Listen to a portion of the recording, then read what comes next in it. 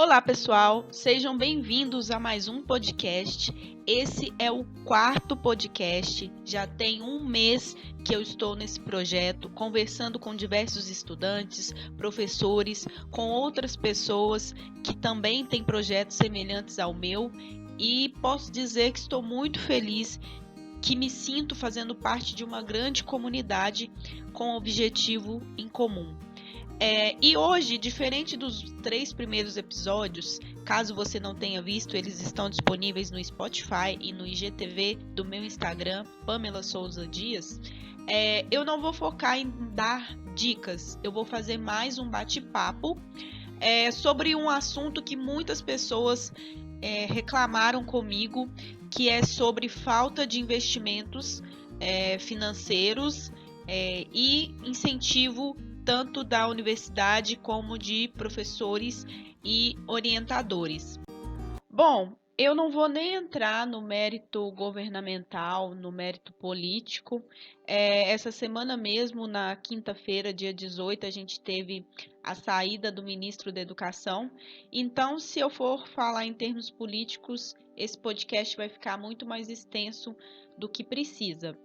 Mas, mesmo não tendo o incentivo governamental que nós gostaríamos, existem alguns editais públicos que vocês podem dar uma olhada, embora sejam muito concorridos e não tenha muitas edições desses editais. A PEMIG, em Minas Gerais, tem esses editais de diversos tipos de pesquisa, de apoio para pesquisas.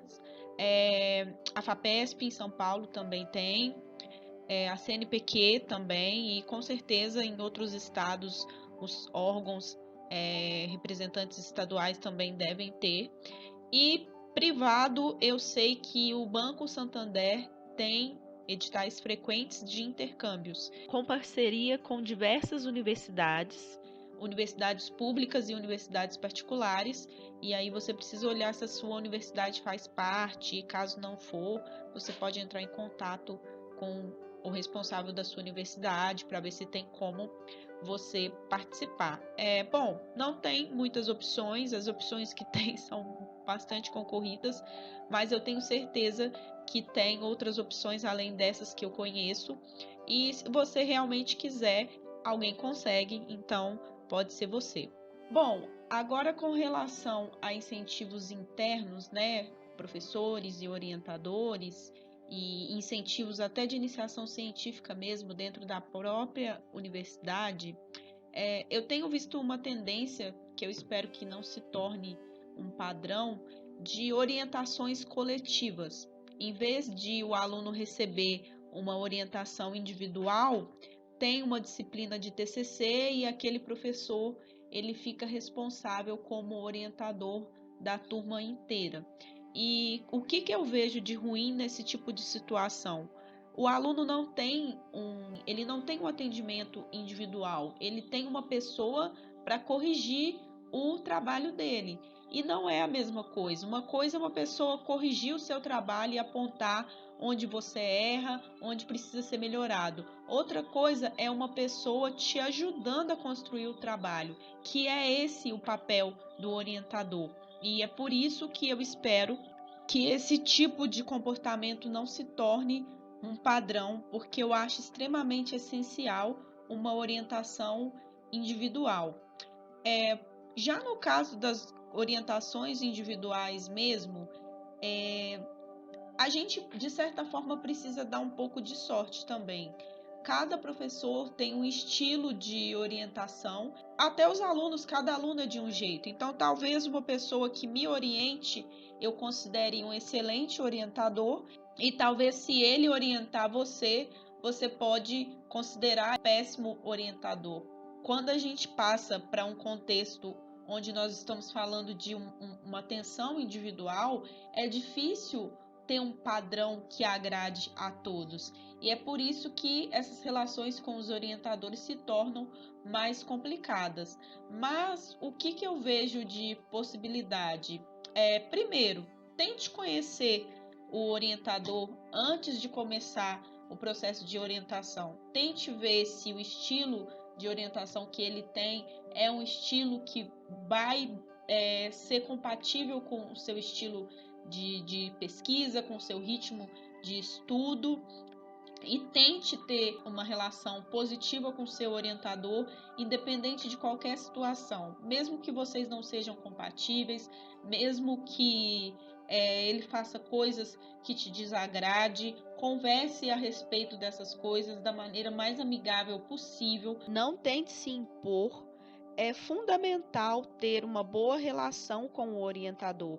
Porque quando você vai para a banca, se você não tiver o respaldo do seu orientador, você está ali totalmente sozinho.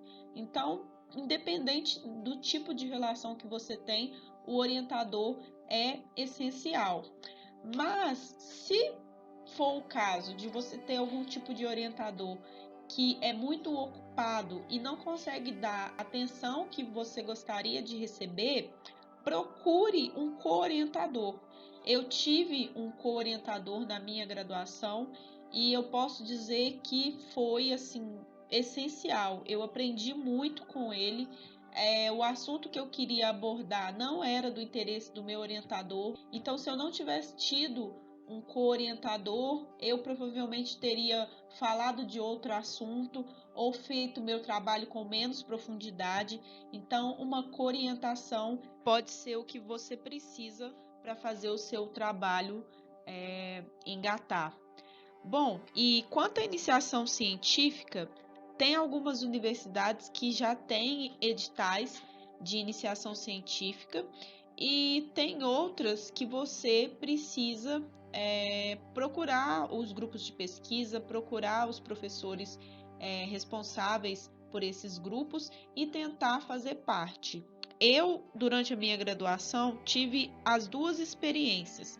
No início, quando eu estava no terceiro período, eu procurei um professor responsável por um grupo de pesquisa, me convidei para participar do grupo, ele me aceitou e eu fiz alguns trabalhos e realmente eu recebi uma orientação individual logo no início e fez grande diferença para mim com relação à minha experiência com pesquisa. A minha iniciação científica, na verdade, foi iniciação à docência, que é um pouco diferente. Eu participei do PIBID, da CAPES, mas eu também publiquei trabalhos pelo PIBID, também fui em congressos, a gente tinha reuniões semanais, debates muito ricos. Também foi uma experiência que fez muita diferença para a minha carreira como pesquisadora. E no caso de você já ter tentado todas essas coisas que eu falei até agora e ainda assim você está numa situação muito desfavorável, eu recomendo que você seja autodidata. A gente tem a sorte de viver numa época onde o acesso à internet é facilitado. Imagina as pessoas que fizeram suas pesquisas na época que era só biblioteca, como que era muito mais trabalhoso. Então, faça o que você já está fazendo, procure páginas sobre assuntos acadêmicos, procure vídeos. O YouTube é um grande aliado do acadêmico. Quando eu estava fazendo a minha dissertação de mestrado, o meu orientador me deu o material em inglês para eu fazer a análise que eu precisava fazer. Eu fiz uma análise conjunta na metodologia do meu trabalho e eu não estava conseguindo entender de jeito nenhum. E aí eu encontrei um vídeo também em inglês, mas demonstrava passo a passo de cada comando que eu precisava acionar e foi o que me salvou, foi o que fez com que eu conseguisse chegar nos meus resultados, porque por mais que o orientador ajude, ele não vai estar do teu lado o tempo inteiro, vai ter momentos que você vai ter que fazer por si só. Então, você tem que ter o hábito de procurar materiais por fora. Tem vários livros também disponíveis gratuitos. E uma coisa boa é que você vai passar muito aperto quando você for fazer o seu primeiro trabalho, mas a partir dali já vai ficar tudo mais fácil, porque tudo que você for fazer, alguma coisa você vai aproveitar do trabalho anterior, nem que seja a estrutura.